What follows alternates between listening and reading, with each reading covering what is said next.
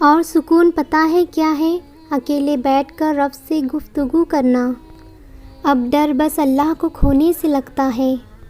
ایمان ہی ہے صبر کرنا اور معاف کرنا۔ تم سجدوں کو نہیں چنتے، تمہیں سجدوں کے لیے چن لیا جاتا ہے۔ بس ایک اللہ راضی رہے، دنیا کا معیار تو بدلتا رہتا ہے۔ نماز چہرے کا نور ہے، قرآن دل کا سکون ہے، اور فجر کی نماز تو اللہ پاک سے وفا ہے۔ اور جب بات سکون کی آتی ہے تو میں اللہ پاک سے باتیں کر لیتی ہوں، اور اگر دوستی رب سے ہو جائے تو لوگوں کے پیچھے بھاگنا نہیں پڑتا۔ صبر کی ایک بات بہت اچھی ہے، جب آتا ہے تو کسی کی طلب نہیں رہتی۔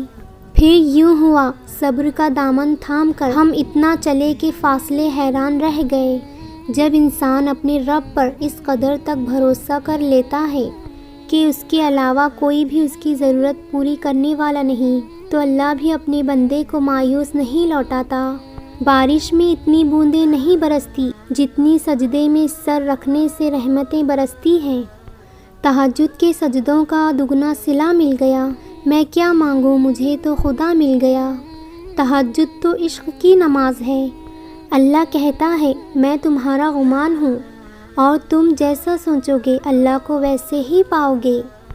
جن کی امید صرف اللہ سے ہو وہ کبھی نا امید نہیں ہوتے۔ اگر کسی سے محبت ہونے لگے تو صدقہ دو، محبت ہوگی تو مل جائے گی، اور اگر بلا ہوگی تو ٹل جائے گی۔ دنیا تمہیں اس وقت تک نہیں ہرا سکتی جب تک تم خود سے نہ ہار جاؤ۔ جن کا بھروسہ صرف اللہ پر ہو ان کی منزل کامیابی ہے۔